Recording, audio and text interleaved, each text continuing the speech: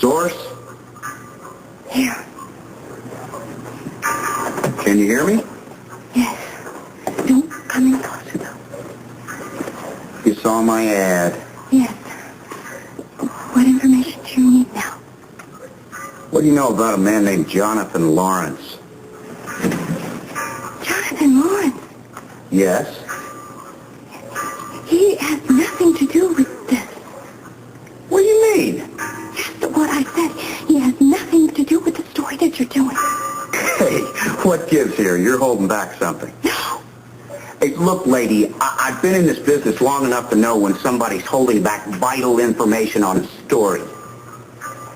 Who are you, anyway? I am a resident of Port Charles who doesn't want to see the chief of police married to a former mob member. We're talking Anna Devane, right? Yes. And Duke Lavery. And you're after a scandal. No. No, that's not true. I can do without the nobility. The good citizen angle. You're very cynical. I have to be. If I allow myself to be disappointed in the human race too often, I'll end up writing the lost and found column. What I said about myself is true. I may have been wrong about one thing, though. What's that? When I referred to Duke Lavery as an ex-monster. Is there such a thing? Well, like you say, I'm cynical. I just feel that the whole relationship compromises Anna to take the position in this city and will lead to mistrust in the police. Now, no more questions tonight, Mr. Carlin. I'm leaving, and don't move until I go.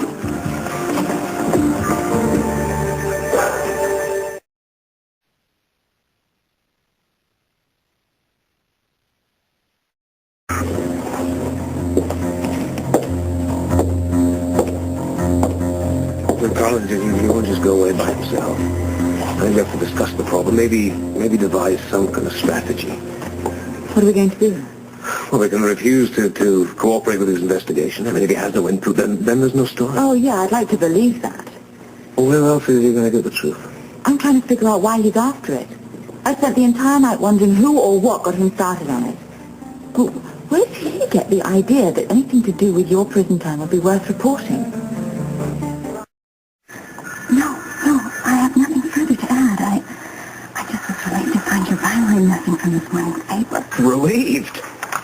I thought you were the concerned citizen, outraged by police corruption. You should be dying for my articles to appear. Well, I am. I just don't want you getting sidetracked. Not a chance. I can smell this story, and it stinks. Just the way I like them. Why didn't it appear in this morning's paper?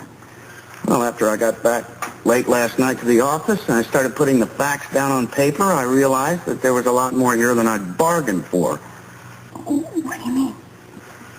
I'm convinced Jonathan is the key. Jonathan is totally irrelevant here. What matters is the Chief Devane's highly unorthodox behavior. Now focus on her. Don't just forget everybody else. You won't be sorry. Yeah, well, I make it a habit to cover all bases on every story. You want me to let Jonathan slide? Convince me the man does not figure. I need facts, not just your word. I know what I'm talking about. And I know my job. Listen, the Grim Reaper approaches. What? A copy boy, ready to devour my pages. If I don't feed him, he's liable to eat the desk. Listen, you want fireworks? Check the afternoon edition. I'll do that. Hello. Frisco, it's Anna. We may have a break on the hit and run. You found a suspect? Maybe. Where? A place called Fairhaven Motel on the outskirts of town. Captain Lewis just had a tip from a clerk there. Did he spot the car? It's possible. A guest registered at the motel drove up in a car that nearly fits our description.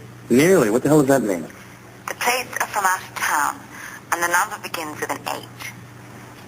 It's supposed to end with an 8, Anna. I know, but one of the headlamps has been patched, and the bumper has been dented. That's good enough for me. Well, it's hardly really conclusive after yesterday's dead end. Well, I don't care. I'll be right over. I'll see if I can get any more information. All right, hurry back. I need you to help me briefly. I'll make it quick. You up to Sean? Yeah, eventually. What does that mean? Where are you going first? You're not to have a showdown with that Mark Carlin. We can't afford to make him angry. He'll just get into this deeper. Relax. I won't see Mark Carlin. I won't see anyone at the newspaper, okay? What are you up to? You know, there is one other person involved in this mess. She could be hurt by an expose too, as much as you. I'm going to go talk to her.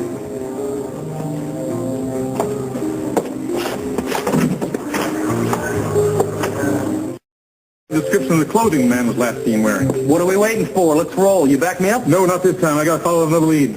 What's that? Well, this morning the clerk said when the man was leaving, he asked him how long he was going to stay around.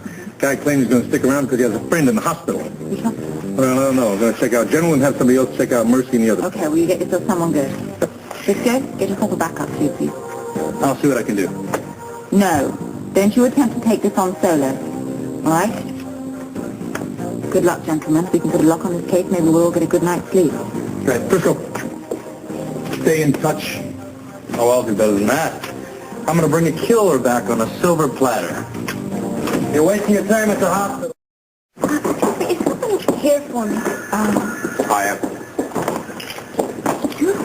You got a minute? What do you want? We need to talk. Now? Yeah, it's very important. Well, they need me back at the ward. It won't take long. Concerns your welfare, as well as mine and Anna's. See ya.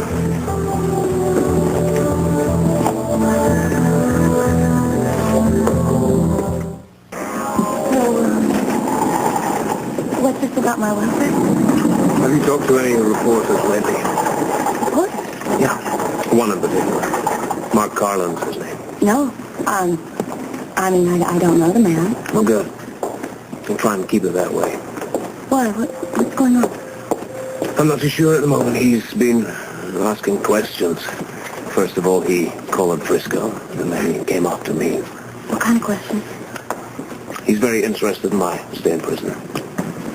He's also a little concerned about what he considers to be Angus Mackay's curious suicide. He doesn't believe it? I'm not too sure what he believes, but there's no telling what he might dig up. But neither Anna nor I can figure out how he came up to me in the first place. You're not kidding me. Of course not. He was much to lose as Anna. You do? Yeah, my only concern is keeping you both safe. No matter what our true relationship is, I did promise Angus that I'd protect you, and I'm not about to break my word to my father. Is that what you were talking about when you said you didn't want Angus to have died in vain? I don't want you to concern yourself with that at this point, okay? No, I want to know. Is all this connected with what happened 4 years ago? I mean, all the events that I blocked from my memory? Just watch out for Mark Carlin, Camellia, okay? If he should come up to you and ask you questions, don't answer him. Keep your mouth shut, not one word, okay? You don't know what's at stake here. Then tell me. I can't go into details, okay? How am I supposed to reveal this horrible secret if I don't know what it is? You could let them slip enough, and then Carlin could dredge up the rest. Now, that would be catastrophic, all right? Keep your mouth shut, not one word, all right? You can only harm yourself, Camellia, and Anna, too.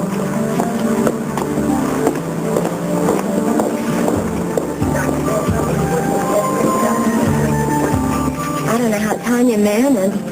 And she worked, too. Well, what you do at home is worth as well, believe me. Well, it certainly wore me out. Thank goodness Barbara Jean's babysitter showed up. Tony gave me a reprieve, but I feel too guilty to enjoy myself. Oh, come on, you shouldn't feel guilty. No, I can't help myself. I want to help Tony in every way that I can. Not at the expense of your own marriage there. Have you been listening in at our keyhole? No. I just know how difficult relationships are, even under the best circumstances.